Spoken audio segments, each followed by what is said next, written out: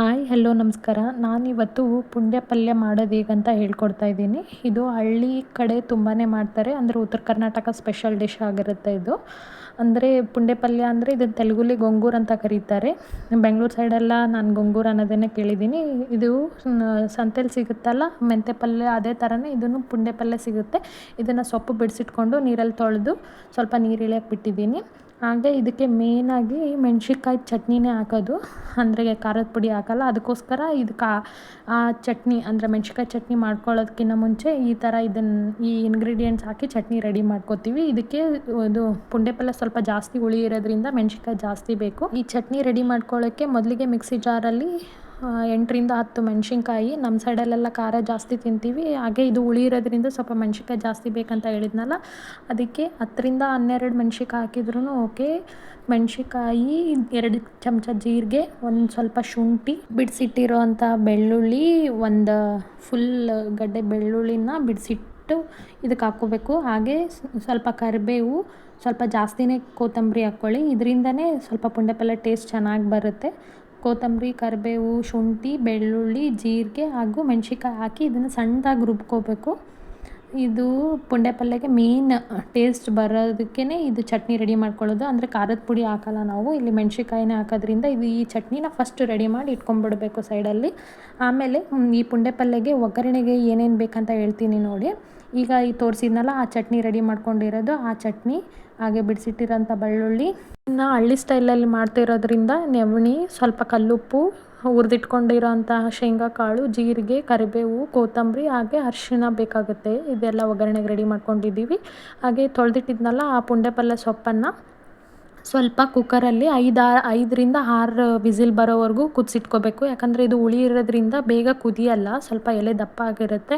ಹಾಗೆ ಹುಳಿಯಿಂದ ಬೇಗ ಕುದಿಯಲ್ಲ, ಅದಕ್ಕೆ ಒಂದು 6ರಿಂದ 7 ವಿಸಿಲ್ ಬರೋವರೆಗೂ ಕುದಿಸ್ಕೊಂಡು, ಅಂದರೆ ಈ ಪುಂಡೆ ಪಲ್ಯ ಎಷ್ಟಿರುತ್ತೆ ಆ ಬೇಸಿಸ್ ಮೇಲೆ ನೀರು ಹಾಕ್ಕೊಂಡು ವಿಸಿಲ್ ಕೂಗಿಸ್ಕೋಬೇಕು. ಆಮೇಲೆ ಇದನ್ನು ನೀರನ್ನೆಲ್ಲ ಶೋಧಿಸ್ಕೊಂಡು, ಅಂದರೆ ಅದರಲ್ಲಿ ಕುದ್ದಿದ್ದಾದಮೇಲೆ ಉಳಿದಿರುತ್ತಲ್ಲ ಆ ನೀರನ್ನೆಲ್ಲ ಶೋಧಿಸ್ಕೊಂಡು, ಈ ಥರ ಸೊಪ್ಪು ಉಳಿದಿರುತ್ತಲ್ಲ ಅದನ್ನು ಟಚ್ ಮಾಡಿ ನೋಡಬೇಕು. ಆ ಸೊಪ್ಪು ಸಾಫ್ಟಾಗಿ ಬೆಂದಿದೆ ಅಂತಂದರೆ ಇದು ಸೊಪ್ಪು ರೆಡಿಯಾಗಿದೆ ಅಂತ ಅರ್ಥ. ಇದಕ್ಕೆ ಇವಾಗ ನಾವೆಲ್ಲ ರೆಡಿ ಇಟ್ಕೊಂಡಿದ್ವಲ್ಲ ಅದನ್ನೆಲ್ಲ ಹಾಕ್ಕೊಳ್ಳೋಣ. ಮೊದಲನೇದಾಗಿ ನೆವಣಿ ಹಾಕ್ಕೋಬೇಕು. ಇದು ಹಳ್ಳಿ ಸ್ಟೈಲ್ನಲ್ಲಿ ಮಾಡ್ತಿರೋದಕ್ಕೆ ಇದನ್ನು ನೆವಣಿ ಯೂಸ್ ಮಾಡ್ತಿರೋದು.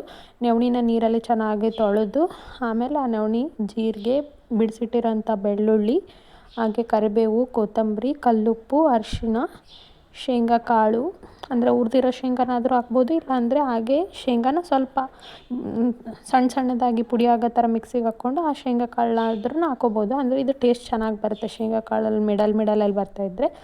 ಅದಕ್ಕೆ ಶೇಂಗಾ ಕಾಳನ್ನ ಯೂಸ್ ಮಾಡ್ತಿರೋದು. ಹಾಗೆ ರೆಡಿ ಮಾಡಿಟ್ಟಿರೋ ಅಂಥ ಮೆಣ್ಸಿನ್ಕಾಯಿ ಚಟ್ನಿ ತೋರಿಸಿದ್ನಲ್ಲ ಯಾವ ಥರ ರೆಡಿ ಮಾಡ್ಕೋಬೇಕಂತ, ಆ ಚಟ್ನಿ ಕೂಡ ಹಾಕ್ಕೋಬೇಕು. ಆಮೇಲೆ ಒಂದು 2 ಸ್ಪೂನಷ್ಟು ಎಣ್ಣೆ ಹಾಕ್ಕೋಬೇಕು.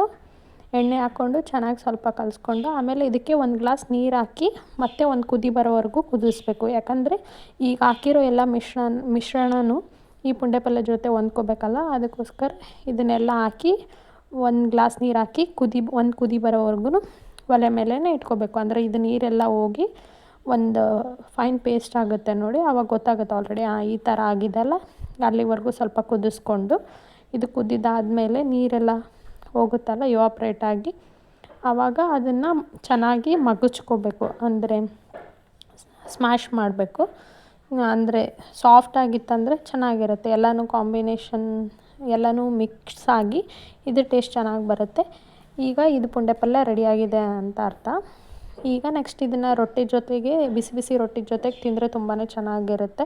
ಇದ್ರ ಜೊತೆಗೆ ನಾವು ಮೆಣ್ಸಿನ್ಕಾಯಿನೂ ಹುರಿದಿಟ್ಕೊಂಡಿದ್ದೀವಿ. ಇದು ಉಪ್ಪು ತುಂಬಿರೋ ಮೆಣ್ಸಿನ್ಕಾಯಿ, ಅದನ್ನು ಬೇಕಾದರೂ ಫ್ರೈ ಮಾಡ್ಕೊಂಡಾದರೂ ತಿನ್ಬೋದು. ಇಲ್ಲಾಂದರೆ ಹಸಿ ಮೆಣ್ಸಿನ್ಕಾಯಿನೇ ಈ ರೊಟ್ಟಿ ಅದ್ರ ಮೇಲೇ ಸ್ವಲ್ಪ ಆಯಿಲ್ ಹಾಕಿ ಮೆಣ್ಸಿನ್ಕಾಯಿ ಹುರ್ಕೊಂಡ್ರೆ ಇದು ಕಾಂಬಿನೇಷನ್ ತುಂಬಾ ಚೆನ್ನಾಗಿರುತ್ತೆ.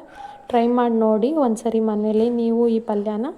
ಚೆನ್ನಾಗಿ ಬಂತಂದರೆ ಪ್ಲೀಸ್ ಕಮೆಂಟ್ ಮಾಡಿ ತಿಳಿಸಿ. ಹಾಗೆ ಸಬ್ಸ್ಕ್ರೈಬ್ ಮಾಡಿ, ಲೈಕ್ ಮಾಡಿ, ಶೇರ್ ಮಾಡಿ. Thank you.